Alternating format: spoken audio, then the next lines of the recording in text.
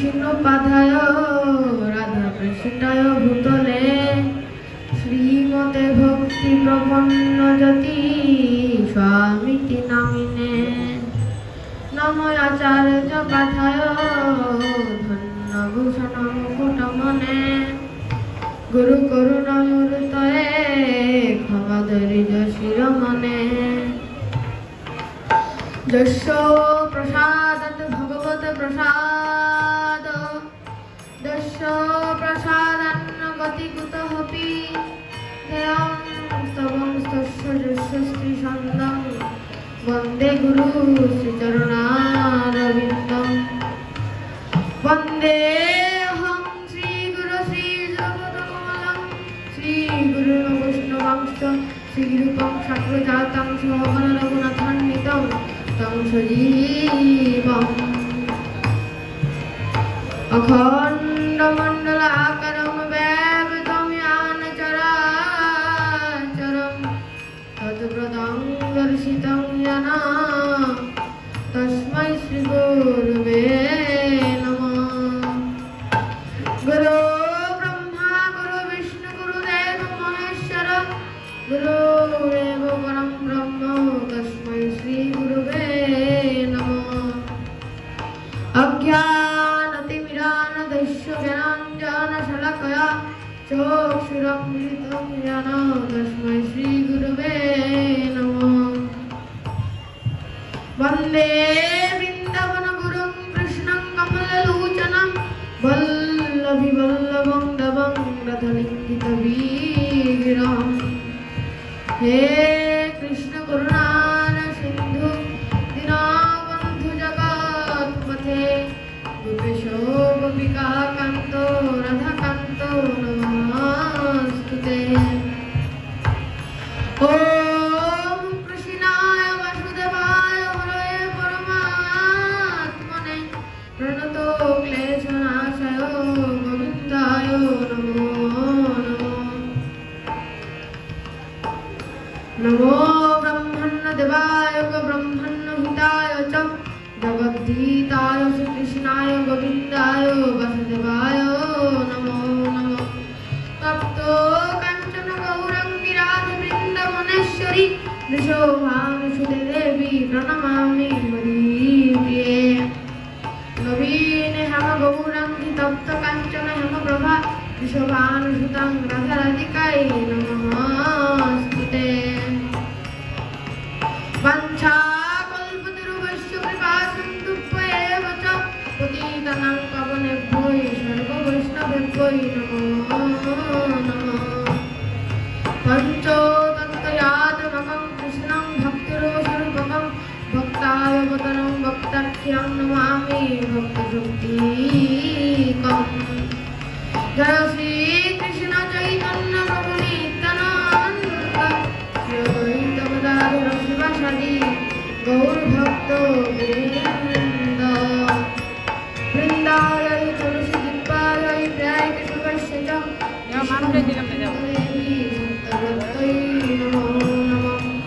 তুলসী তুলসী মাধবীলতা কহ তুলসী কৃষ্ণ কথায় কৃষ্ণ তুলসীর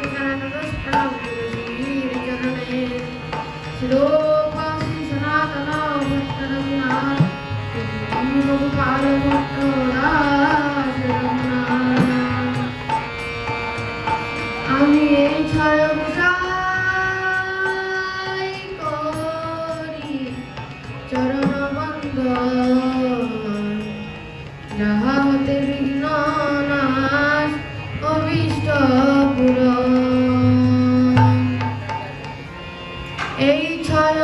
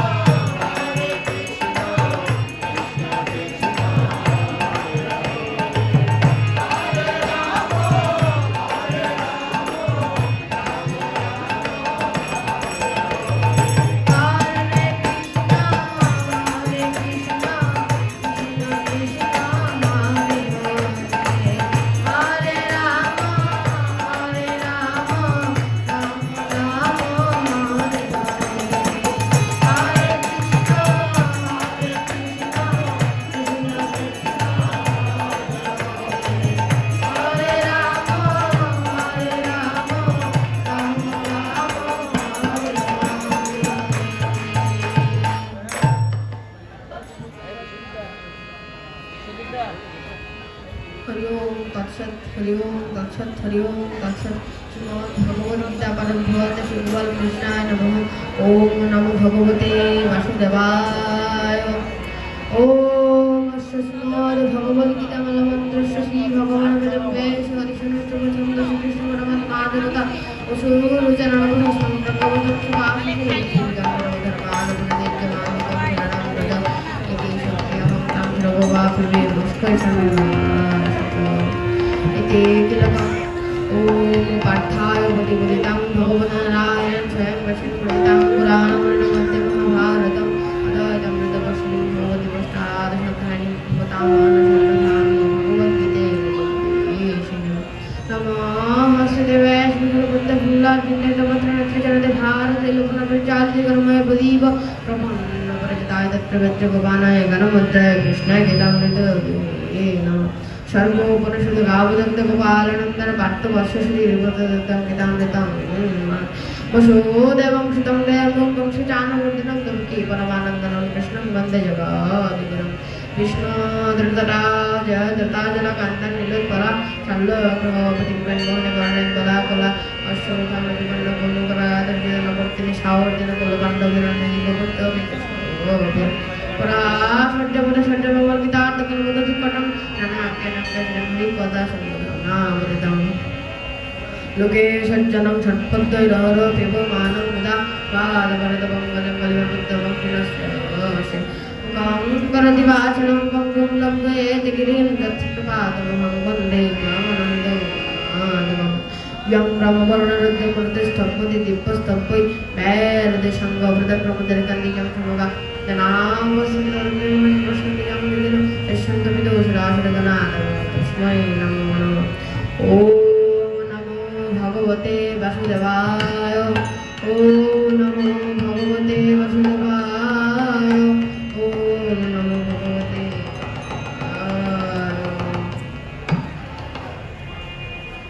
हरे कृष्ण।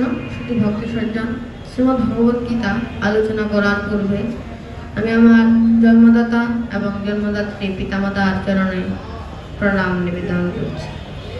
पिता स्वर्गपिता धर्मपिता हि परमन्तप पितोरे प्रतिमापन्ने प्रियन्ते सर्वदेवता भूमे गरियोषि माता स्वर्गदुःखितरस्ते पिता जननी जन्मभूमिश्च स्वर्गादपि गरीयसि এবং শ্রী শ্রদ্ধিত মুমির রত্ন আমার শিক্ষাগুরু রাহুল কৃষ্ণ দাস প্রভুজির রাতুল রাঙাচরণীয় ভাজন প্রণাম বাঞ্ছা কল্পতরু বৈষ্ণবকা সন্দর্ভ এব চ পতিতানাং পাবনেভ্যো সর্ব বৈষ্ণবেভ্যো নমো নমঃ। এবং দূর দূরান্ত থেকে যে যে ভক্ত নিজের সংসার জীবনকে ত্যাগ করে গীতা সঙ্গে শ্রীমদ্ ভগবত গীতা সাধনের পাঠ শ্রবণ করতে এসেছেন শেষে ভক্তের রাতুল রাঙা চরণে আমি অভাজন প্রণাম নিবেদন।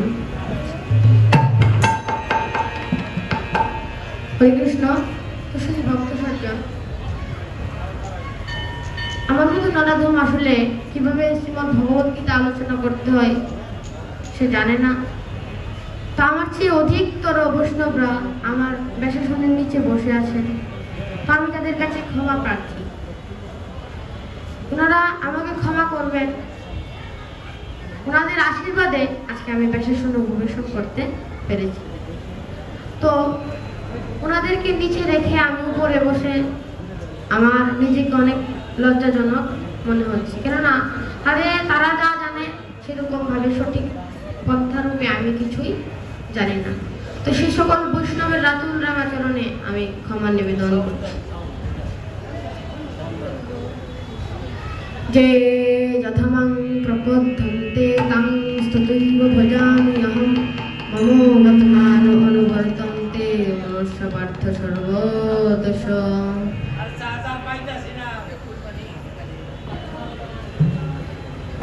শ্রীমদ্ ভগবত গীতায় ভগবান অর্জুনকে বলেছেন যে হে অর্জুন, যে ভক্ত আমাকে যেভাবে উপাসনা করে আমি তাকে নিজ গুণে সেরূপেই সন্তুষ্ট করি। অর্থাৎ ভগবানকে ডাকার জন্য আমাদের সেরকম কোনো নিয়মের দরকার হয় না। যে ভক্ত ভগবানকে যে রূপে ডাকে ভগবান তাকে সেরূপেই সন্তুষ্ট করে। কেউ ডাকে ভগবানকে জল দিয়ে, কেউ ফুল দিয়ে, অথবা কেউ ভোগ দিয়ে ভগবানকে বিভিন্ন ধরনের বিভিন্ন রূপে ডাকে। কিন্তু ভগবানকে প্রকৃত ডাকাই হচ্ছে নিজের প্রেম এবং নিজের ভক্তি দ্বারা ডাকা।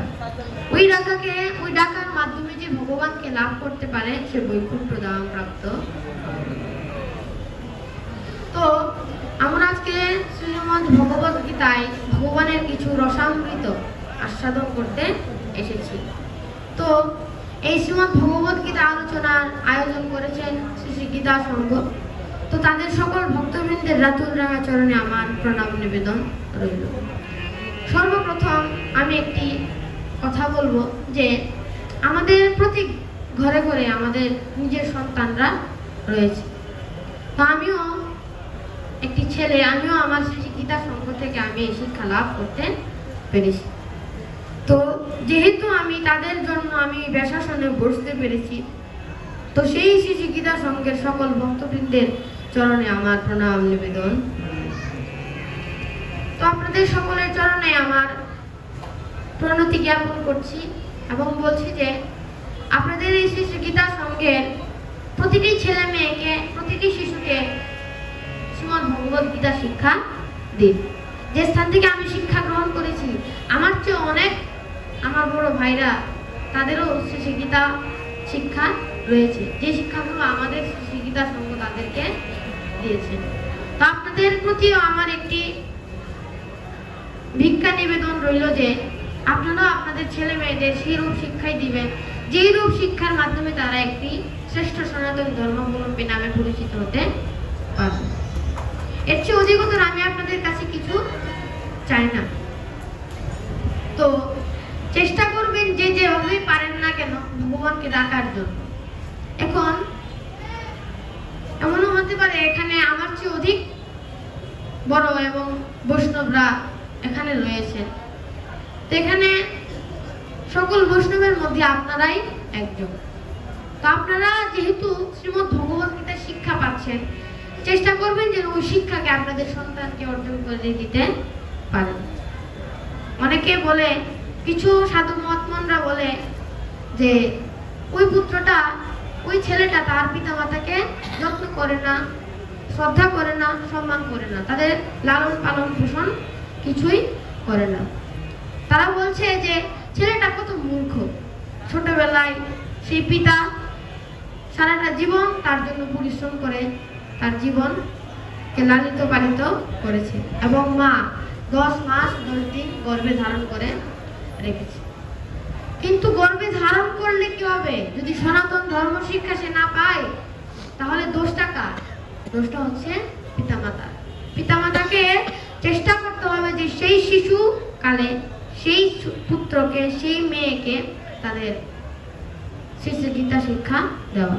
ফলে বড় হলেও তারা যতই চাকরিজীবী হোক না কেন, বড় ঘরের হোক না কেন, তারা পিতামাতাকে ছেড়ে যাবে না। এবং সনাতন ধর্মাবলম্বী শিক্ষা দিলেই শুধু চলবে না, শ্রেষ্ঠ সনাতনী রূপে তাকে গড়ে তুলতে হবে। যে বাণী শ্রীমদ্ ভগবত গীতায় আমার প্রভু বলে দিয়েছেন যে যে ভক্ত আমাকে যেভাবে ডাকে আমি তাকে সেভাবেই সন্তুষ্ট করি। ভগবান আমাদের বলে নাই যে তুমি আমাকে সারা জীবন ভোগ দিয়ে সারা জীবন আমাকে ডাকো, এই কথা কোনো ভগবান বলে নাই। ভগবান বলেছেন যে ভক্ত যদি আমাকে ফুল দিয়েও ডাকে এতেও আমি সন্তুষ্ট হই, জল দিয়ে ডাকলে এতেও আমি সন্তুষ্ট হই, এবং ভক্তি দিয়েও যদি ডাকে আমি তাতেও সন্তুষ্ট হই। জীবনে আমরা চলাফেরার ক্ষেত্রে বিভিন্ন ধরনের কাজ করে থাকি। সংসারের জন্য, ছেলে মেয়েদের জন্য অনেক ধরনের কাজ করে থাকি। সে পাশাপাশি আমাদের ভগবানকেও ডাকতে হবে। এই যে প্রতিদিন আমরা কত কিছু খাই, দেখুন প্রতি জীব কিন্তু না খেয়ে থাকতে পারে না, সবাই জীবনে খাদ্য গ্রহণ করে। কথায় আছে যে যারা খাদ্য গ্রহণ করে না তারা পৃথিবীতে বেঁচে থাকতে পারে না। জীবের মূল অংশ হচ্ছে খাবার। তো এই যে আমরা যে প্রতিদিন খাবার খাই, আর আমাদের ঘরে যে আমার প্রভু বসে রয়েছে, তার কি পেটে খিদে লাগে না? অনেকে দেখবেন অনেকভাবে তাকে ডাকে। ভগবানের কখনোই পেটে খিদে হয় না, তার শুধুমাত্র একটি ইচ্ছা জাগে যে কখন আমার ভক্ত আমাকে ভক্তি করে প্রেমের সহিত আমাকে আহ্বান করবে, এটি ভগবানের পেটের খিদে মেটে। দেখুন, এখন যদি ভগবানের আপনার পেটের খিদে মেটাতে হয়, তাহলে আপনার নিজের ঘরের যে ছেলে মেয়ে পুত্র সন্তান রয়েছে তাদেরকে সঠিক শিক্ষা না দিলে তারা ভগবানকেও দেখবে না এবং আপনাদেরও দেখবে না। সনাতন ধর্ম শিক্ষা এমনই একটি শিক্ষা, যে শিক্ষার চেয়ে পৃথিবীতে মূল্যবান শিক্ষা পৃথিবীতে কিছুই নেই। তাই আমাদের প্রতি ঘরে ঘরে ছেলে মেয়েদের শিক্ষা দেওয়া উচিত। পিতা মাতাদের ধর্ম হচ্ছে তাদের ছেলে মেয়েদের কৃষ্ণ শিক্ষাই গড়ে তোলা। দেখুন, আমরা ছোটবেলা কত কিছু শিখেছি ভগবান সম্পর্কে, কত কিছু জেনেছি। সেই জানাটাকে যদি আমরা আমাদের ছেলে মেয়েকে শিক্ষা না দিতে পারি, সেই জানার কোনো মূল্য নেই।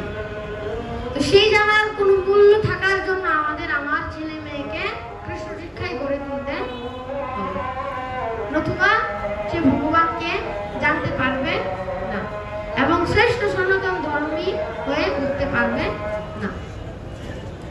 তো আপনাদের সকলের চরণে আমার নিবেদন রইল, ছোট ছোট শিশুদের কৃষ্ণ ভক্ত করে গড়ে তুলবেন। ফলে সে আপনাদের অর্ঘ্য এবং যত্ন না করে পৃথিবীতে বেঁচে থাকতে পারবে না। নিয়মিত আপনাদের যত্ন করবে সে এবং ভগবানের যত্ন করবে।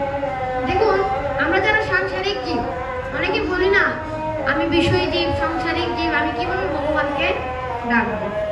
কেন যারা সংসারে থাকে তারা কি ভগবানকে ডাকে না? ডাকে।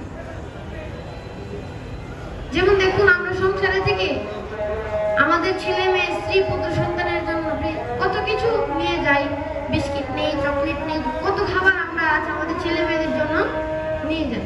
কিন্তু আমরা কি ওই চিন্তাটা করি যে আমার ঘরে আমার প্রভু যে পেটে খিদেই বসে রয়েছে তার কি হবে?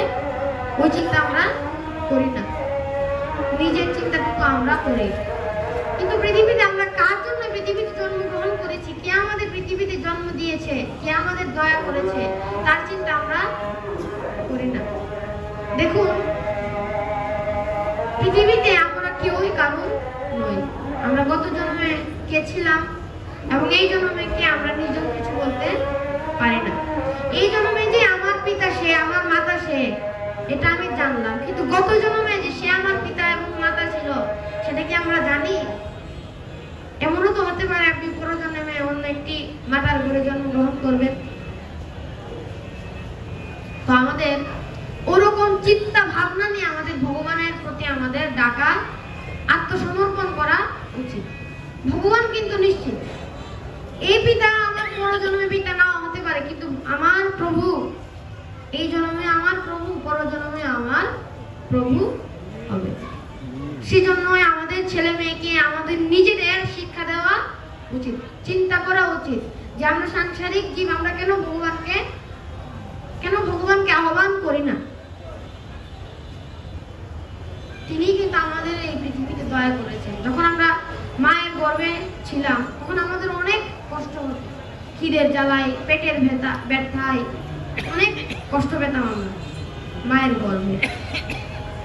ধীরে ধীরে আমাদের আকার বাড়তো এবং মায়ের গর্ভে আমরা থাকতে পারতাম না, আমাদের খুবই কষ্ট হতো। জল তৃষ্ণা পেলে সেই জল আমরা গ্রহণ করতে পারতাম না। মা যখন জল গ্রহণ করবে তখনই আমরা জল পেতে পারবো। নিজের ইচ্ছা স্বাধীনতা ভাবে আমরা কিছু করতে পারতাম না। তখনই ভগবান আমাদের মায়ের গর্ভে এসেছিল। আমরা ভগবানকে প্রশ্ন করেছিলাম যে প্রভু, আমাকে পৃথিবীতে পাঠাচ্ছ না কেন? এই জ্বালা যন্ত্রণায়, এই দাবান হলে আমাকে কেন আটকে রেখেছো? আমার অনেক কষ্ট হয়। তখন ভগবান বলে, যদি আমি তোকে পৃথিবীতে মায়াতে পাঠাই, তুই মায়া বলে মোহমায়ায় আবদ্ধ হয়ে তুই আমাকে ভুলে যাবে। কথায় আছে, কৃষ্ণ ভজিবার তোরে সংসারেতে আইনু, মিছে মায়ায় বদ্ধ হয়ে বৃক্ষ সম হইতে। মাগো, আমরা পৃথিবীতে জন্মগ্রহণ করে মায়া মোহে আবদ্ধ হয়ে বৃক্ষের মতো দাঁড়িয়ে রয়েছি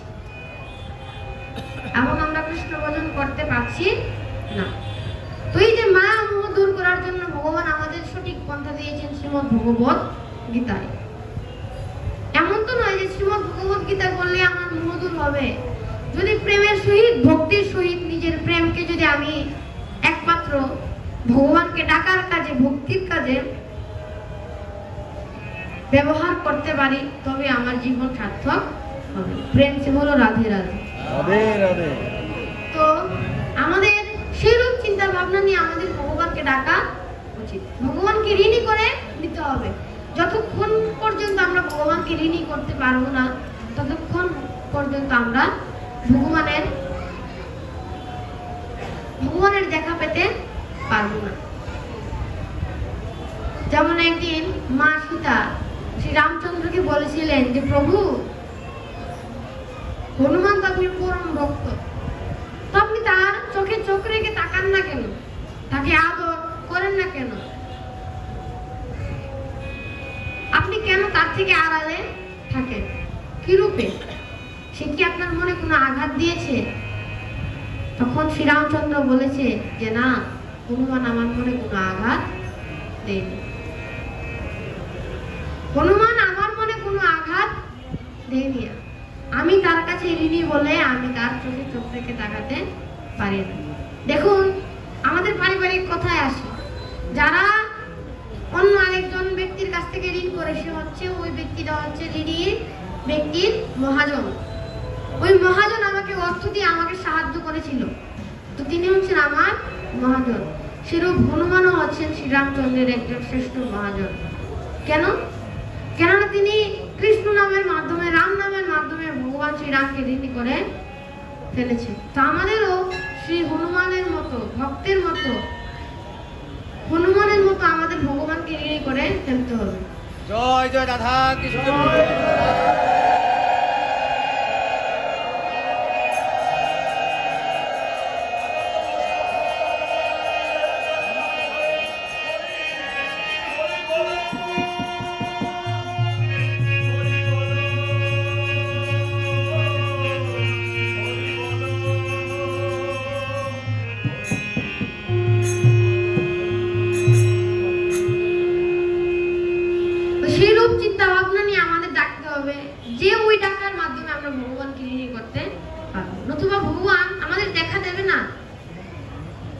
যদি মন সরল না হয়, নরম না হয়, দেখুন যারা চতুর চালাক তারা কখনো ভগবানকে লাভ করতে পারে না।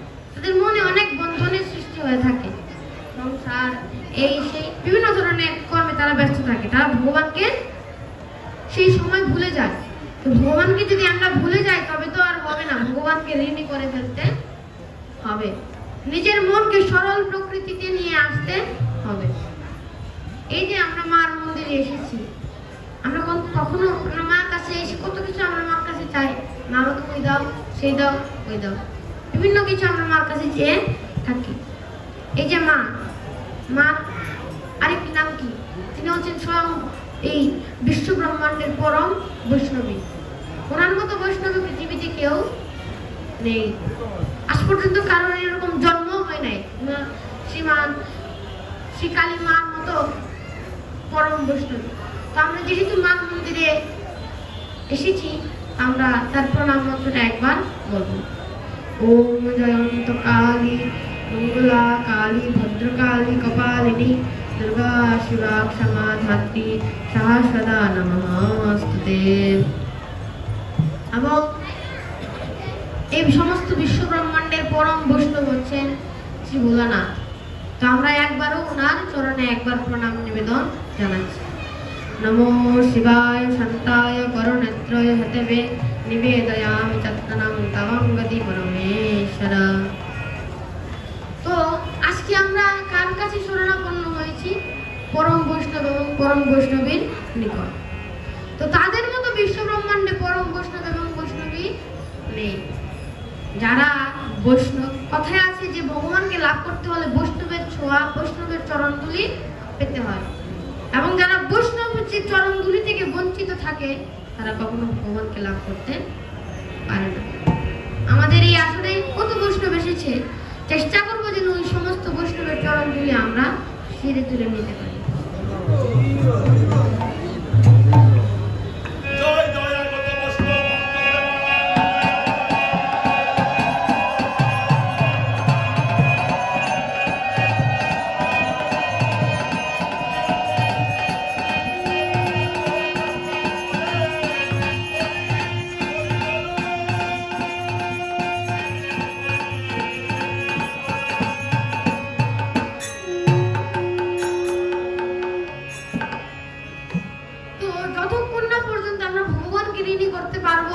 বৈষ্ণবের চরণধুলি অর্জন করতে পারবো, ততক্ষণ পর্যন্ত আমরা ভগবানের কৃপা লাভ করতে পারবো। তো এই ওনাকে কেন পরম বৈষ্ণবী বলা হয়? এই যে শ্রীমদ্ ভাগবত, ভগবানের লীলার রস, এই রস সর্বপ্রথম কে শ্রবণ করেছিলেন? মা পার্বতী। মা পার্বতী নিজে মহাদেবের মুখে সেই ভাগবত গ্রহণ করেছিলেন। একবার শিব এবং দেবী পার্বতী একটি বটবৃক্ষের নিচে শ্রীমদ্ ভাগবত আলোচনা করার জন্য, আস্বাদন করার জন্য বসেছিলেন। তখন বাবা ভোলানাথ মাকে বলেছিলেন যে পার্বতী, যখন আমি ভাগবত আস্বাদন করব তখন তুমি নিজে আওয়াজ করো যে হ্যাঁ আমি শুনছি, হ্যাঁ তুমি বলো। এভাবে তুমি আওয়াজ করলে আমি বুঝতে পারবো যে তুমি শুনতে পারছো। দেখুন, নিদ্রা দেবী কিন্তু বেশিরভাগ আমাদের মায়েদের আকর্ষণ করে ফেলে। তারা খুবই সহজেই ঘুমিয়ে যায় যদি কৃষ্ণ নাম তারা শুনে। তো সেই জন্যই বাবা ভোলানাথ দেবী পার্বতীকে বলেছিলেন হুহা করার জন্য। তিনি ভগবানের নাম নিয়ে শ্রীমদ্ ভাগবত আলোচনা শুরু করে দিলেন। তো দেবী পার্বতী প্রায় অনেকক্ষণ ধরে শ্রীমদ্ ভাগবত শুনতে শুনতে তাকে কি বললাম, নিদ্রা আকর্ষণ করে ফেলল। তিনি বটবৃক্ষের মধ্যে শুয়ে গেলেন। তখন ওই বটবৃক্ষের ডালে একটা শুক পাখি বসেছিল। তো যেহেতু বাবা আদেশ করেছিলেন দেবীকে হুহা করার জন্য, যাতে বুঝতে পারেন যে দেবী পার্বতী ভাগবত রস শ্রবণ করতে পারছে, তো ওই কাজটা করছেন শুক পাখিটা। সে কি করছে? হুহা আওয়াজ করছে। এতে বাবা ভাগবত আলোচনা করা শুরু করে দিল। তখন যখন ভাগবত আস্বাদন শেষ হলো, তখন বাবা দেখলেন পার্বতী তো ঘুমিয়ে রয়েছে। দেবী পার্বতী নিদ্রায় চলে গিয়েছে। তখন তিনি দেবী পার্বতীকে ডাকলো যে, হে পার্বতী, তুমি নিদ্রায় চলে গিয়েছো, ওঠো। তখন দেবী পার্বতী উঠেন। বাবা ভোলানাথ বলে, তুমি তো এতক্ষণ মনে হয় ঘুমিয়েছিলে। তখন বলে, হ্যাঁ আমি এতক্ষণ ঘুমিয়েছিলাম, আমি কিছু শুনিনি। তখন বাবা বললেন, তাহলে এই হুহা শব্দটা কে করলো? এই হুহা শব্দটা কে করলো? তখন বলছে, বাবা আমি তো কিছু জানি না, আমি তো নিদ্রা চলে গিয়েছিলাম। তখন ওই সুখ পাখিটার দিকে বাবার দৃষ্টি পড়লো। সুখ পাখিকে জিজ্ঞেস করলো যে, হে সুখ পাখি, তুমি কে? কেন তুমি আমার ভাগবত রস আমাকে না বলে, না জানিয়ে তুমি এই রস আস্বাদন করেছো? তখন সুখ পাখি, দেখুন যারা প্রাণী তারা দেখবেন আমাদের মানুষকে দেখলে তারা দৌড়ে চলে যায়, তারা ভয় পায় আমাদের দেখে, কারণ আমরা হচ্ছি বিষয়ী জীব, সাংসারিক জীব। এমন করতে পারে তাদেরকে আমরা হত্যা করে ফেলতে পারি, সেই ভয়ে তারা আমাদের কাছ থেকে চলে যায়। তো সেই পাখিটা কি করলো? সুখ পাখিটা গাছের ডাল থেকে তার পাখনা মেলে চলে গেল। তো এই জন্যই ওনাকে পরম বৈষ্ণবী বলা হয়, কেননা তিনি সর্বপ্রথম শ্রীমদ্ ভাগবত রস শ্রবণ করেছিলেন। দেখুন আমরা কত ভাগ্যবান যে আমরা স্বয়ং পরম বৈষ্ণবীর নিকট শ্রীমদ্ ভগবত গীতা শ্রবণ করতে এসেছি। আমাদের যে ভাগ্যবান পৃথিবীতে, আপনাদের যে ভাগ্যবান পৃথিবীতে দুটো খুঁজে পাওয়া যাবে না। এই মুহূর্তে আপনারা স্বয়ং পরম বৈষ্ণবীর নিকট শ্রীমদ্ ভগবত গীতা আস্বাদন করছেন। মায়ের কাছে আমরা কত কিছু চাই। আমরা কি একদিন মাকে জিজ্ঞেস করি, মা তুমি কেমন আছো, তুমি কিছু খেয়েছো কিনা, সেটি আমরা জিজ্ঞেস করি? আমরা করি না। নিজের বিষয়ে আমরা আসক্ত হয়ে করি, কিন্তু মা কি খেয়েছে, মা কি করছে সেটা আমরা বুঝি না। সারা জীবন যে আমরা এভাবে চলাফেরা করি, মা দশমাতার মধ্যে যে আঘাত প্রাপ্ত হয় তাকে কি আমরা ক্ষমা চাই তার কাছে দিনের শেষে? যখন আমাদের প্রভাতে আমরা ঘুম থেকে উঠি তখনই আমাদের তাকে প্রণাম করা উচিত। কেন? কারণ আমি প্রতিদিন তার এখন উপর দিয়ে হেঁটে যাব, তার বুকে দিয়ে হেঁটে যাব, তার কত কষ্ট হবে। তো এই দশমাতা বলতে গেলে এই পরম বৈষ্ণবীকে বোঝানো হয়েছে, কেননা তিনি পৃথিবীর যত মা আছে তিনি সেই এক। তো আমরা আজকে সেই মায়ের কাছে এসেছি যে মা আমাদের লালন পালন করে, জন্মের সময় আমাদের পৃথিবীতে ধরাধামে পাঠিয়েছে, পরম বৈষ্ণবীর নিকট আমরা এসেছি। তো আমাদের সকলকে চেষ্টা করতে হবে যে শ্রীমদ্ ভগবত গীতায় এসে পরম বৈষ্ণবীর নিকট অর্ঘ্য নিবেদন করতে হবে, তার কাছে শরণাপন্ন হতে হবে। এখন আমরা বিষয়ী জীব, মার কাছে আমরা কত কিছু চাইতে পারি, অবশ্যই চাইতে পারি। যেহেতু মোহ কলিযুগে আমরা জন্মগ্রহণ করেছি, মোহ আমাদেরকে আবদ্ধ করে থাকতে পারবে, আবদ্ধ না করে থাকতে পারবে না। কোনো না কোনো সময় আমরা একবার না একবার মোহে আবদ্ধ হবই হব। সেই মোহের ভেতর দিয়ে আমাদের ভগবানকে ডাকতে হবে। এটা হচ্ছে কলির একটা অংশ, কলির জীবের একটি অংশ। আমাদের যেমন অংশে খাবার গ্রহণ করা, মোহ সেরূপ খাদ্য গ্রহণের মতো আমাদের জীবনের একটা অংশ। আমাদের হাত, আমাদের মস্তক, আমাদের দেহের যে একটা অংশ, সেরকম মোহ আমাদের দেহের একটা অংশ। এই মোহকে কখনো ফেলে রাখা যায় না। কারা পরম ভক্ত হয়? যারা মোহের ভেতর দিয়ে ভগবানকে ডাকতে পারে। ভগবানকে ডাকার জন্য সর্বপ্রথম আমাদের নিজেদের মনকে সরল রাখতে হবে, নতুবা আমরা ভগবানের দর্শন লাভ করতে পারবো। তো পৃথিবীতে যারা ভগবানকে সরল মনে ডেকেছে তারাই ভগবানের দর্শন লাভ করতে পেরেছে। তা আমাদেরও সকলকে নিজের সরল মনের মাধ্যমে ভগবানকে ডাকতে হবে, নতুবা ভগবান আসবে না। জটিলতা, চালাক চতুরের মধ্যে ভগবান আসে না, কেননা তাদের মনে বিভিন্ন ধরনের বন্ধনের সৃষ্টি হয়ে থাকে।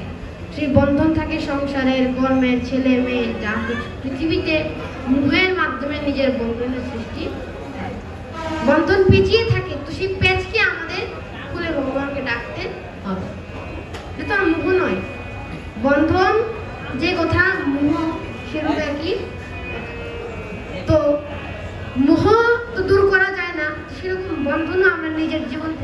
তুচ্ছ করে দিতে পারবো না। বন্ধনের যে গিরোটা, সেই বানটা আমাদের খুলে ফেলতে হবে। রশি আমাদের দেহে থাকুক না, সমস্যা কি? আমাদের যে রশিতে বাঁধা আমাদের দেহটা, ওই বাঁধানোটা, ওই গিরোটা আমাদের খুলে নিতে হবে, তবে আমরা ভগবানকে ডাকতে পারবো। নিজের মনকে একদম সরল করে নিতে হবে, নতুবা ভগবানের কৃপা লাভ করা যায় না। একবার একজন ভাগবত গোস্বামী শ্রীমদ্ ভগবত গীতা পাঠ, শ্রীমদ্ ভগবত গীতা আস্বাদন করছিলেন। ওরকম সময় একজন ভক্ত, শিশু ভক্ত, তার ওই ভাগবত আস্বাদন করছেন। তিনি ভগবানের রূপের বর্ণনা করছেন, বৃন্দাবনে ভগবান কিভাবে থাকেন, তার গায়ে কি রূপ বর্ণনা করছেন।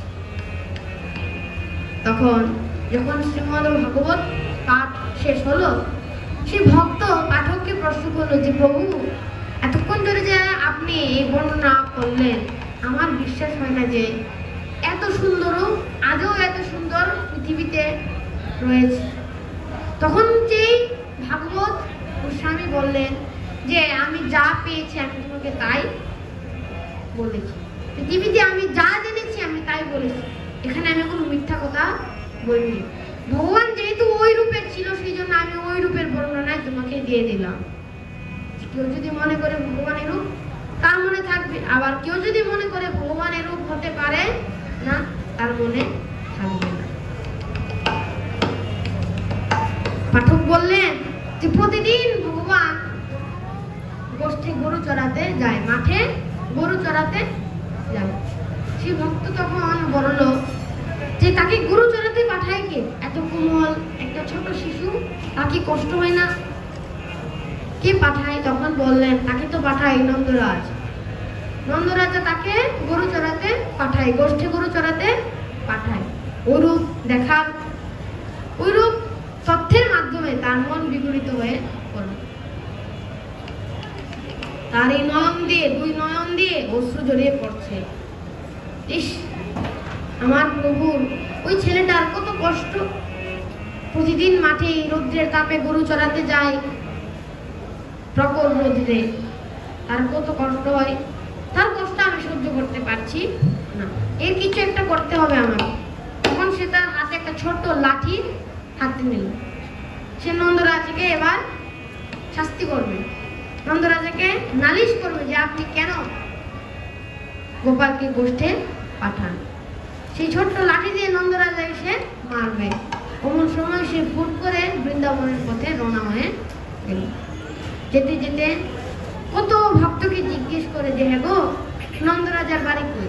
সবাই তো ভাবে তো পাগল, এখন আসছে এই কলির যুগে নন্দরাজার বাড়ি খোঁজার জন্য। সবাই, অনেকে তো তাকে মারার জন্য লাঠি হাতে নেয়, এই পাগল কোথা থেকে এসেছে এখন নন্দরাজার বাড়ি খুঁজে। দেখুন তার মনটা কত সরল। সেরকমই ভগবানকে ডাকার জন্য মনে কোনো বন্ধন থাকা যাবে না। আপনি যত পারেন তত আপনার মনকে সরল প্রকৃতি রূপে তৈরি করে নিতে হবে। তখন সে ওরকম ভাবে পাগলামি করে, সবাই তাকে পাগল বলে যে, এখন নন্দরাজার বাড়ি খুঁজতে এসেছে, এই কলির যুগে সে নন্দরাজার বাড়ি পাবে কোথায়? দেখুন, যারা ভগবানকে লাভ করে, ভগবানকে পাওয়ার জন্য একটু পাগল হতেই হবে, নতুবা ভগবানকে পাওয়া যায় না। মানুষ কত ধরনের পাগল, কেউ বউ পাগল, কেউ অর্থ পাগল, কেউ বাড়ি পাগল, গাড়ি পাগল, ছেলে পাগল, মেয়ে পাগল, কত পাগল আছে পৃথিবীতে। সবচেয়ে শ্রেষ্ঠ পাগল হচ্ছে যারা কৃষ্ণ পাগল। জীবনে ভগবানকে লাভ করতে হলে ওই পাগলামিটার অনেক দরকার। প্রেম সে বলো রাধে রাধে। তো সে ওরকম ভাবে সকলকে জিজ্ঞেস করে যে, হ্যাঁ গো, নন্দরাজার বাড়ি কই? কেউ তো আর বলে না যখন কি নন্দরাজার বাড়ি কেউ দেখতে পাবে। তখন সে একটা মন্দিরে একজন পুরোহিতকে জিজ্ঞেস করলো যে, এটা কি নন্দরাজার বাড়ি? পুরোহিতকে জিজ্ঞেস করলো যে, এই স্থানটা কি নন্দরাজার বাড়ি? পুরোহিত তো দেখি বুঝে পেল সে পাগল। তিনি বললেন, এটাই নন্দরাজার বাড়ি। তখন সে তো লাঠি নিয়ে পুরোহিতকে বকতে শুরু করলো, বললো, আপনারা কি মায়া দয়ার কিছু নেই? আপনি একটা ছোট্ট শিশুকে গোষ্ঠী গুরুচরিতে পাঠান, তাহলে পৃথিবীতে কত কষ্ট হয়। সেটা আপনি যদি না বুঝেন, একজন পুরোহিত হয়, তাহলে এই যে অধম পাপীরা তারা কিভাবে বুঝবে? এটা তো আপনার বোঝা উচিত যে এইভাবে একটা কুমল ছেলেকে আমরা মাঠে গরু চড়াতে পাঠাই, তার যে কুমল পা, রৌদ্রের তাপে তো তার কষ্ট হয়। এটা আপনার ঠিক নয়। এই কাজটা আপনি অনেক অপরাধ করে ফেলেছেন পৃথিবীতে। আজ থেকে আমি গোষ্ঠী গরু চড়াবো এবং গোপাল গরু চড়াতে যাবে না। গোপাল প্রতিদিন ঘরে বসে বিশ্রাম করবে এবং আমি তার কাজটি করে দেব। তখন পুরোহিত বলল যে থাক, যেহেতু নিজের ইচ্ছায় ভগবানের সেবা করতে চাইছে, দিলাম সেবার সুযোগ। তখন সে প্রতিদিন এইভাবে গোষ্ঠে গরু চড়াতো বৃন্দাবন। একদিন একাদশী, তখন কালকার দিনে ভক্তরা বৈষ্ণবরা নির্জলা করতো। এখন নির্জলা কিছু নাই, মানুষ বিষয় বাসনায় আবদ্ধ। তখন কালকার দিনে মানুষ সবাই একাদশীতে নির্জলা পালন করত। এখন প্রায় কিছু ভক্তের মধ্যে দেখা যায় নির্জলা পালন করে, ওই তারাই বৈষ্ণব, তাদের চরণ ধুলে আমাদের জন্য দরকার। তো সে তো বসে রয়েছে, আজকে তো একাদশী, সে তো আর জানে না, বললাম না, তার মন সরল, কিছু বোঝে না। তার আজকে তো একাদশী, তার মন পেটে খুবই খিদে পাচ্ছে। সে কি করলো, খিদের জ্বালায় সে সেখানে খেতে দিল যে আমি গোপালের জন্য এত পরিশ্রম করছি, পুরোহিতের কি আমারও কোনো মায়া নেই, কোনো দয়া রাখেননি তিনি? আমিও তো একটা শিশু, গোপাল যদি একটা শিশু হয়, আমি একটা শিশু না? আমাকেও তো তার কিছু তার একটা দায়িত্ব রয়েছে যে আমি এভাবে গোষ্ঠী গরু চড়াই, আমি পরিশ্রম করি, তিনি আমার জন্য প্রসাদ পাঠাবেন। আমার যে কত কষ্ট হচ্ছে, আমি যে কাকে বলে বোঝাবো, আমি কিছু বুঝতে পারছি না। সে কি জানে যে সবাই নির্জলা করছে? ওদিকে তো পুরোহিত ভাবছে যে সে তো এত ভগবানের ভক্ত, সে মনে হয় নির্জলা পালন করছে। পুরোহিত আর ওইটা জানে না যে তার মন কত সরল। তখন ওভাবে বেলা চলে যাচ্ছে আর ভক্ত ক্রন্দন করছে পেটের খিদে। তখন ওই আমার প্রভু বৈকুণ্ঠ ধাম থেকে সেই ভক্তের কষ্ট সইতে পারছে না, যে আমার জন্য সে কত কষ্ট করছে, সেই কষ্ট আমার প্রভু সইতে পারছে না। সেই রূপ চিন্তা নিয়ে তিনি স্বয়ং গোপালের রূপ ধারণ করে ভক্তের কাছে প্রসাদ নিয়ে চলে গেলেন। প্রেম সে বলো রাধে রাধে। তো সেই গোপাল রূপ ধারণ করে ভোগের থালা নিয়ে, তাকে যে মন্দিরে যে ভোগ দেওয়া হয়েছিল সেই প্রসাদকে নিয়ে তিনি ভক্তের পেটের খিদা নিবারণের জন্য রওনা হলেন। তখন ভক্তের কাছে যাওয়ার পর ভক্ত বলল যে তুমি কি গোপাল? তখন ভগবান বলল হ্যাঁ আমি গোপাল।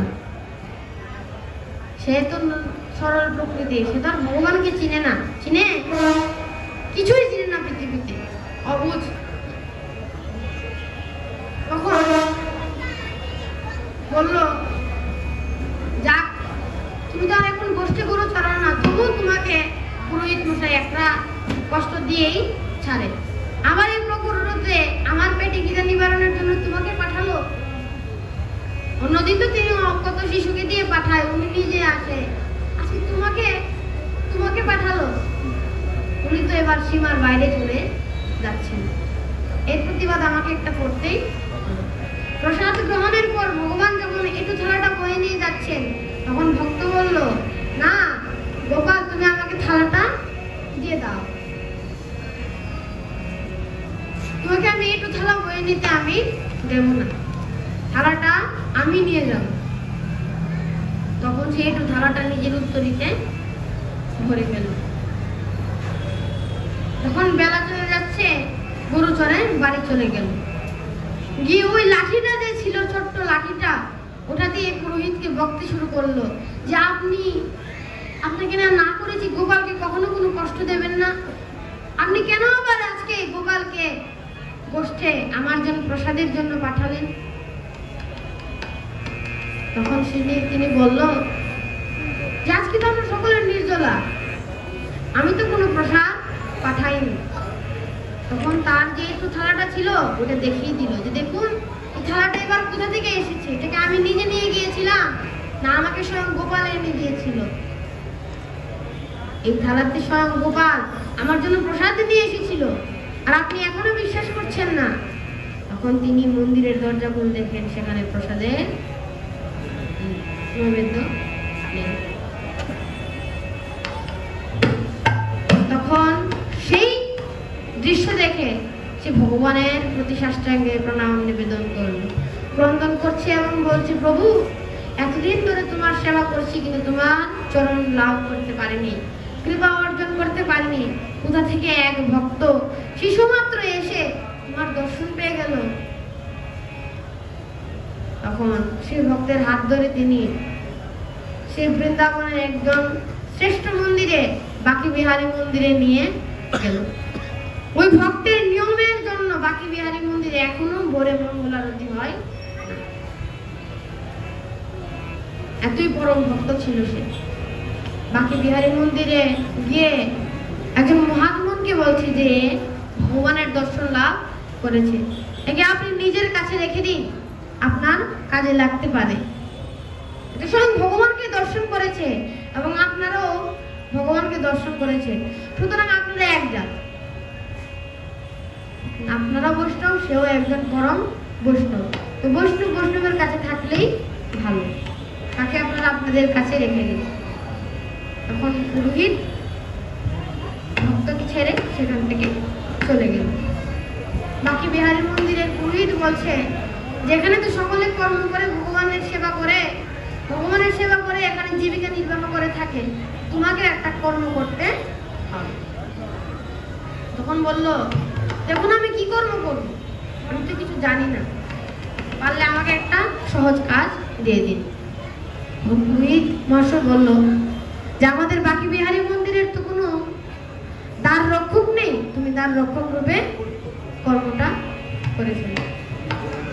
তখন তার হাতে একটা বড় লাঠি দিয়ে বলল যে প্রতি রাত্রে তুমি এই মন্দিরে দেখাশোনা করবে, কেউ মন্দিরে প্রবেশ করতে পারবে না, মন্দির থেকে একটু বের হতে পারবে না, তোমার কর্ম হচ্ছে এটা।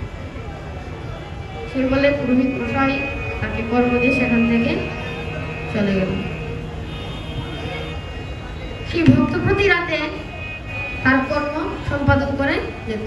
একদিন প্রথম দিন একটা আলাদা একটা জ্যোতি মন্দির থেকে বের হয়ে কোথায় যেন চলে গেল, সে আর ধরতে পারেনি। দ্বিতীয় দিনও তার সাথে সেরকম ঘটনাটা ঘটলো, কিন্তু তৃতীয় দিনের মাথায় সে জ্যোতির হাতে সে ধরে ফেলল। তখন যখন মন দিয়ে দেখলো সেটা ছিল স্বয়ং ভগবান।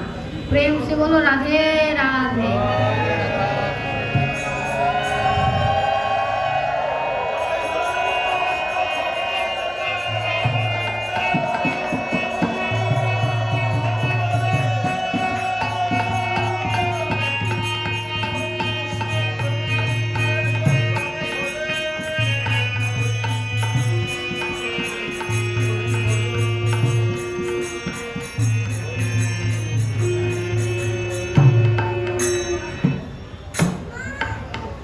তো যখন ভগবানের হাত ধরে ফেললো তখন ভক্ত প্রশ্ন করছে যে আমার কর্ম মন্দির থেকে কেউ বের হতে পারবে না, মন্দিরে কেউ প্রবেশ করতে পারবে না, তো আপনি কোথা থেকে এসেছেন মন্দির থেকে বের হবেন, যান মন্দিরে প্রবেশ করুন।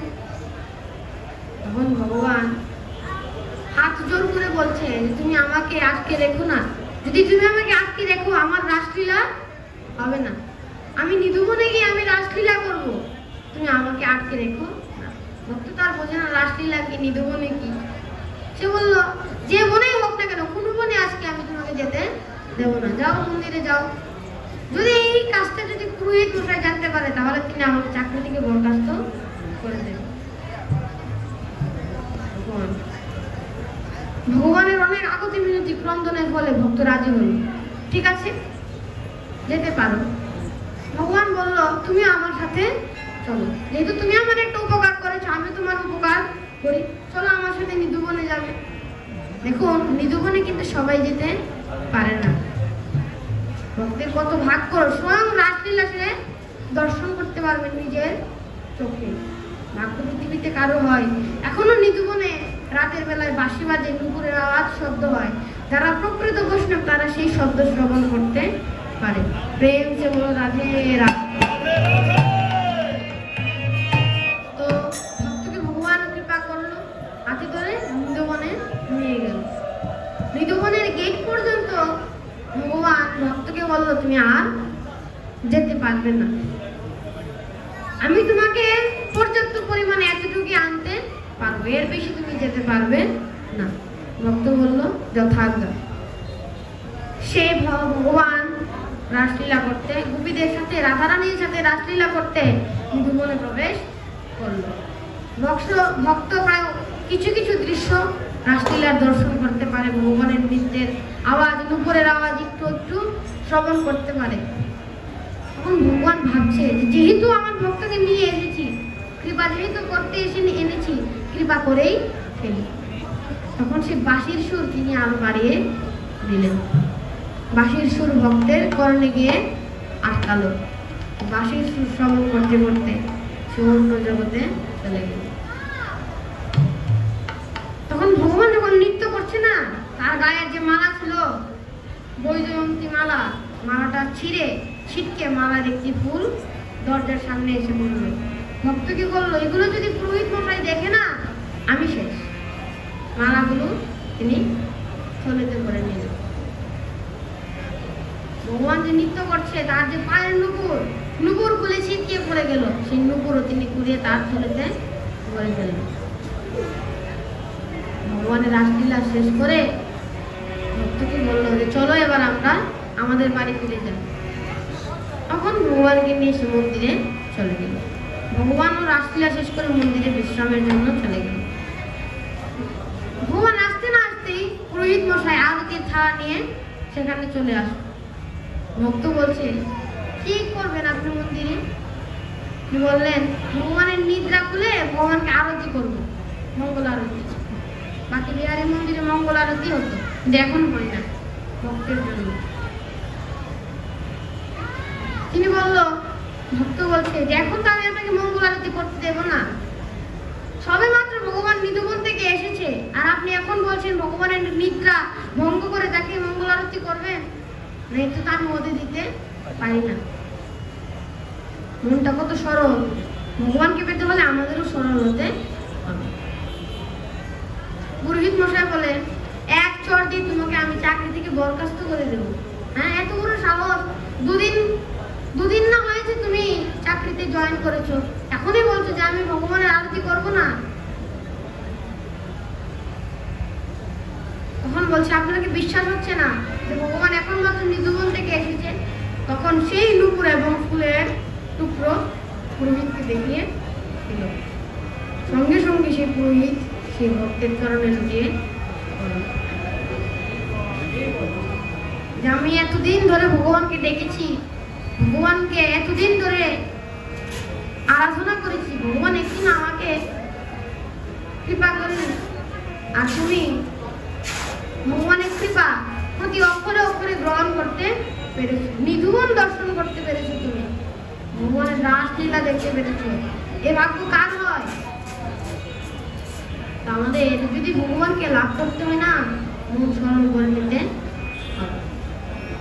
যারা মন স্মরণ করতে পারে না, তারা কখনই ভগবানকে লাভ করতে পারে না।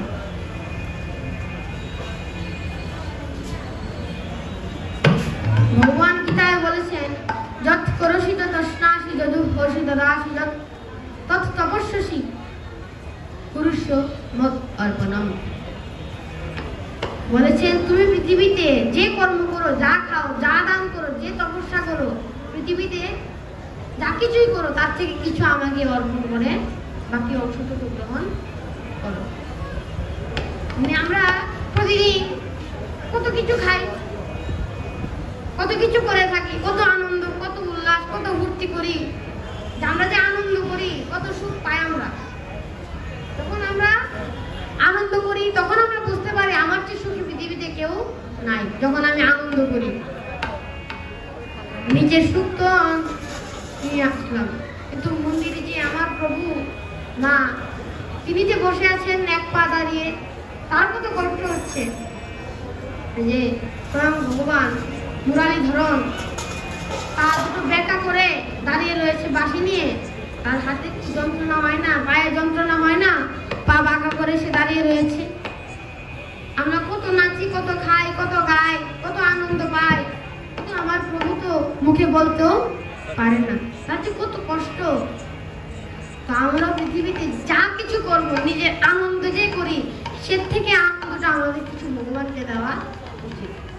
এখন আমরা কি করছি? ভগবানকে আনন্দ দিচ্ছি, কীর্তনের মাধ্যমে, ভাগবতের মাধ্যমে ভগবানকে আনন্দ দিচ্ছি, কিন্তু সেই আনন্দ যদি আমরা ভগবানকে প্রতি রাতে প্রতিদিন দিতাম, তাহলে হয়তো আমরা ভগবানের একটু কৃপা পেতাম। এখন দেখুন, প্রতিদিন তো আর এভাবে আজকে যেভাবে বসেছি এমনও হতে পারে আবার অন্য আরেকদিন এভাবে আমরা বসতে পারবো। আপনাদের চরণধুলি পাওয়ার জন্য ভগবান আবার আপনাকে, আপনাদেরকে মাঝে আমাকে আবার পাঠাবে। তো আশীর্বাদ করে আপনাদের এই চরণধুলিগুলো আমার শিরে দিয়ে দেবে। তো এই যে প্রতিদিন যে আমরা, এই যে আজকে যে আমরা এভাবে বসেছি, আমরা তো প্রতিদিন এভাবে বসতে পারবো না। সুযোগ পেয়েছি, ভগবান কৃপা করেছে, একদিন আমরা আজকে বসতে পেরেছি। প্রতিদিন তো আর আমরা বসতে পারবো না।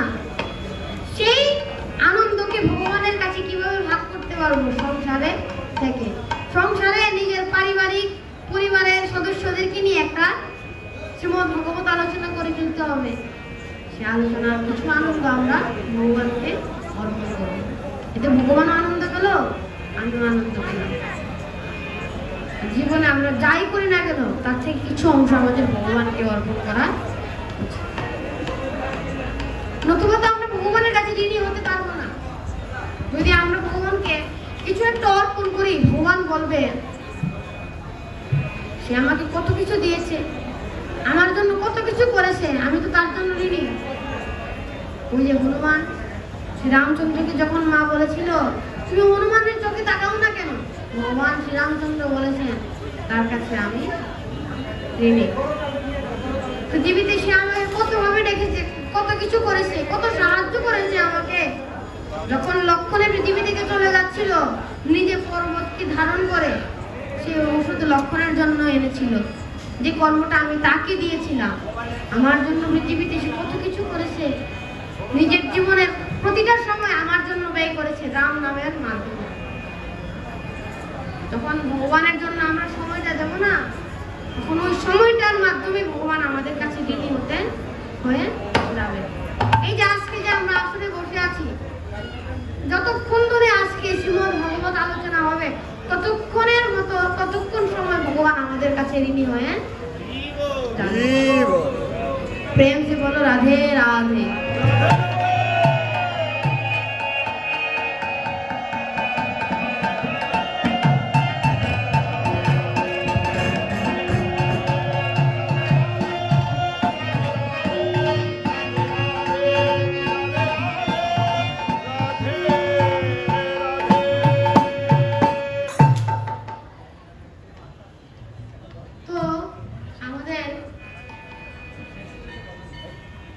সেরকম নিজের সরল মন নিয়ে ভগবানকে ঋণী করে নিতে হবে। ভগবানকে কে এভাবে ঋণী করেছিল? একজন মাঝি খেয়া যিনি ভগবানকে ঋণী করে ফেলেছিল। যখন শ্রীরামচন্দ্র বনবাসে গিয়েছিল, তো তিনি অনেকদিন অনেক গৃহে থাকতো, যেদিন যা পাইতো তাই করতো, যা খেতে পেত তিনি তাতেই খাদ্য গ্রহণ করত, যার বাড়িতে আশ্রয় পেত তার বাড়িতেই আশ্রয় নিত। তো সে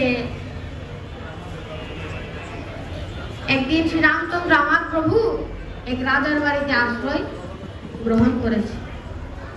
সে রাজার বাড়িতে থাকবে, আজকের রাতটা সে রাজার বাড়িতে থাকবে। রাজা নিজের হাতে নিজ গুণে ভগবান শ্রীরামকে আমন্ত্রণ করলেন।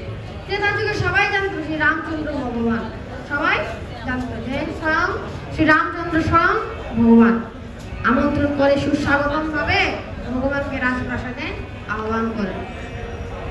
ওদিন মধ্যরাত্রে একটা মাঝি রাজার কাছে এসেছিল। কেন? ওই মাঝিটা ছিল রাজার একটা প্রিয় বন্ধু। একবার ওই জঙ্গলে যে রাজ্য ছিল, ওই রাজ্যে জঙ্গলে একবার দাবানল আটকে গিয়েছিল রাজা। ওই দাবানল থেকে মাঝি রাজাকে উদ্ধার করেছিল। এরপর থেকে রাজা মাঝিকে বলে, যখন সাহায্যের দরকার হবে তুমি বন্ধু আমার কাছে এসো। সে থেকেই মাঝিটা রাজার বন্ধু হয়ে যায়। যখন যা চাই রাজার কাছে সে এসে চায়।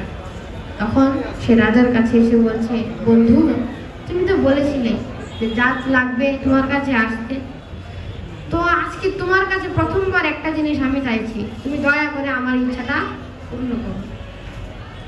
বলছে, বন্ধু কি ইচ্ছা বলো? তখন বললো যে আগামীকালের আজকের পরের দিন কোনো মাঝি যেন নদীর পাড়ে না থাকে, যদি থাকে বন্ধু তুমি আমার বন্ধু হতে পারবে না, দয়া করে আমার ইচ্ছাটা তুমি পূর্ণ করো।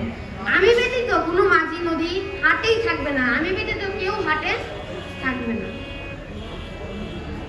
তখন বললো যে থাকবে, তোমার ইচ্ছা আমি পূর্ণ করব। পরের দিন শ্রী রামচন্দ্র রাজবাড়ি থেকে বিদায় নিয়ে তার বনের পথে রওনা হলো। সে সময় আমার দয়ার ঠাকুর শ্রী রামচন্দ্র মাঝিকে ডাকছে, মাঝি ভাই, ও মাঝি ভাই, আমাকে তুমি নদী পার করে দাও। কিন্তু মাঝি তো আর শুনে না, মাঝি অনেক দূরে, সেই নদীর তীর থেকে প্রায় অনেকটাই দূরে মাঝি বসে আছে। মাঝি ভাই গলা ফাটিয়ে দিচ্ছে, কিন্তু মাঝি ভাই তো আর শুনে না। এমন সময় লক্ষণ ক্রুদ্ধ হয়ে মাঝিকে ডাকতে শুরু করলো। কিছুক্ষণ পর ডাকার পরে সে মাঝি রামের কাছে আসে। তখন লক্ষণ মাঝিকে বকছে যে এতক্ষণ ধরে তোমাকে ডাকছি, তুমি শুনতে পারো না কেন? তখন রাম বলছে, থাক থাক, এখন আর তাকে বকার দরকার নেই। রাম বলছে, আমরা ওই নদীর পার করব। তখন বলছে, প্রভু যদি নদীর পার হন, নদী পার হন, আমার একটা শর্ত মানতে হবে। বললো, কি শর্ত? তখন মাঝি বলল, আমি শুনেছি নাকি আপনার চরণ ধুলিতে পাথরও মানুষ হয়ে যায়। কেন? যে অহল্যাকে শ্রী রামচন্দ্র কি করেছিল? নিজের চরণ ধুলিতে মানুষ রূপে তৈরি করেছিল। আমি তো শুনেছি আপনার চরণ ধুলিতে পাথরও মানুষ হয়ে যায়। আমার এই কাঠ তো পাথরের চেয়ে আরো নরাধম, আমার এই নৌকায় তো পাথরের চেয়ে আরো নরাধম। এটা যদি মানুষ হয় তাহলে আমি আমার সংসার কিভাবে চালাবো? এটাই আমার সংসার চালানোর একমাত্র সম্বল। দয়া করে আপনার পায়ের চরণ ধুলিগুলো ধুয়ে আপনি আমার নৌকাতে উঠবেন। তখন শ্রী রামচন্দ্র বলল, ঠিক আছে। তখন মাঝি বলল, আপনি যদি এই চরণ ধুলি ধোন, এমন হতে পারে আপনার চরণে কিছু ধুলো থাকবে, তাই আমি নিজের হাতে আপনার চরণ ধুয়ে। দেখুন, তার মতো ভক্ত গোপনে গোপনে সে ভগবানকে ডাকছে, কিন্তু আমার প্রভু গোপনে গোপনে তাকে আশীর্বাদ করছে, বুঝতে পারছে যে সে আমাকে ডাকছে, আমাকে আহ্বান করছে, তাকে আমি কৃপা করি। দেখুন, যারা ভগবানকে ডাকে, ভগবান কি তাদের কৃপা না করে থাকতে পারে? পারে না। তখন সময় মাঝি কি করলো? শ্রী রামচন্দ্রের বাম পা ধুয়ে দিল এবং রামচন্দ্র বলল, যদি পাটা এখন মাটিতে রাখি আমার তো ধুল লেগে যাবে, এবার আমি কোথায় রাখবো? তখন বললো, আপনি আমার এই বাম পাটা আমার উরুতে রেখে দিন। তখন উরুতে রেখে দিল এবং ডান পাটা যখন ধুলো, রাম বললো, এবার এটা কোথায় রাখবো? তখন বললো, এই পাটা আপনি আমার কাঁধে রেখে দিন এবং আপনার হাত দুটো আমার মস্তকে রাখুন। মনে মনে ভাবছে যে মস্তকে রেখে আমি তাকে আশীর্বাদ করলাম, নিজের চরণ ধুলি তাকে তার অঙ্গে মাখিয়ে দিলাম। তখন ভগবানকে কুলি নিয়ে এসে নৌকাতে বসালো। সেরকম ভাবে সীতা মাকেও লক্ষণকেও নৌকায় বসালো। তাদের পায়ের চরণ ধুলি ধৌত করো।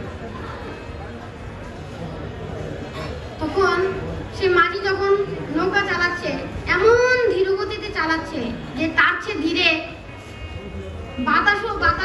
বাতাসের যে গতি, একের অধিকাংশ গতিতে সে ধীরে যাচ্ছে, এত ধীরে সে যাচ্ছে। ভগবান তখন লক্ষণ তাকে বলছে, মাঝি ভাই, কতক্ষণ ধরে দেখছি তোমার এই কাণ্ড কারখানা, আমাদের তো বেলা হয়ে যাচ্ছে, এত ধীরে ধীরে কেন চালাচ্ছ, একটু জোরে চালাও। তখন রাম বলছে, লক্ষণ, তাকে কিছু তুমি বলো না, তার যা ভেবে যেভাবে ইচ্ছে হয় সেভাবে সে যাক, নৌকা তার, ইচ্ছাও তার। ভগবান ভাবছে যে আমার ভক্ত আমাকে দর্শন করছে, আমার চরণধুলি, আমার চাঁদের বদন সে দেখছে, ভক্ত সে ভগবানকে দেখছে এবং তার দুর্নরম দিয়ে অস্ত্র জড়িয়ে করছে। ভক্ত এবং ভগবানের কি সুন্দর মিলন। যখন নদী পার হলো, তখন ভক্ত মনে মনে ভাবলো, আজকে যে আমি আমার প্রভুকে দেখেছি, আর কোনোদিন আমি আমার এই প্রভুকে দর্শন করতে পারবো না। আমরা যে প্রতিদিন মার কাছে আসি, প্রতিদিন মারে দেখি, আর ওই ভক্তের যেমন কত কষ্ট, কত দুঃখ, সে ভক্তকে সে শুধুমাত্র একবার ভগবানকে দেখেছে, আর একবারই সে ভগবানকে লাভ করতে পেরেছে। প্রতিদিন আমরা মায়ের কাছে এসো, আমরা একদিন আমরা মাকে লাভ করতে পারি না, মার কৃপা সান্নিধ্য গ্রহণ করতে পারি না। তখন নদী পার হওয়ার পর আমার শ্রী রামচন্দ্র প্রভু বললেন যে আমি তো বনে চলাফেরা করি, আমাদের কাছে তো কিছু নাই, তুমি কি চাও? এমন কিছু চাও না যেটা আমরা দিতে পারবো না। তখন মাঝি বললো যে প্রভু, তুমিও মাঝি, আমিও মাঝি, একজন মাঝি আরেকজন মাঝির কাছে কি চাইবে? আমি তো তোমাকে আমার এই সাধারণ নদীটা পার করে দিলাম, যখন পৃথিবী থেকে আমি চলে যাব না, সেই ভব নদীটা তুমি আমাকে পার করে দিও।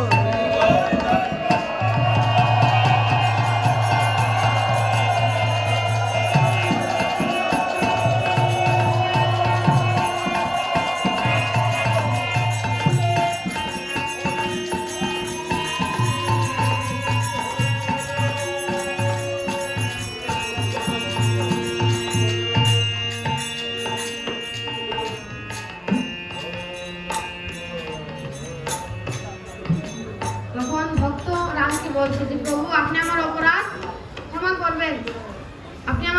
ক্ষমা করবেন, এতক্ষণ আপনি আমাকে ডেকেছেন, আমি শুনিনি। যদি আমার অপরাধ হয়ে থাকে আপনি আমাকে ক্ষমা করবেন। আমি শুধুমাত্র আপনাকে বুঝিয়ে দিয়েছিলাম যে যখন আমি ভব নদীর পাড়ে আপনাকে ডাকবো, আপনি যে শুনবেন না, ডাকার যে কতটা কষ্ট, ওটা আমি আপনাকে বুঝিয়ে দিলাম। ডাকলে যে কারণ কত কষ্ট লাগে, আজকে আমার যেরকম কষ্ট লেগেছে, আমি যখন ভব নদী পার হওয়ার সময় আপনাকে ডাকবো, সেই কষ্টটাও আমার হবে, এবং সেই কষ্টের দুঃখটা আপনাকে বুঝিয়ে দিলাম যেন আপনি বেশি অপেক্ষা না করেন। তো হরে কৃষ্ণ শ্রী ভক্ত সজ্জনের রাতুল রাঙা চরণের নিবেদন রেখে আজকে শ্রীমদ্ ভগবত গীতা আজকে আমি এখানে বিশ্রাম দিচ্ছি। তো আমার মতো অধমের যদি শ্রীমদ্ ভগবত গীতা আলোচনায় কোনো রকম ভুল ত্রুটি হয়ে থাকে, সকল ভক্তবৃন্দের রাতুল রাঙা চরণের নিবেদন রইল ক্ষমা সুন্দর দৃষ্টিতে।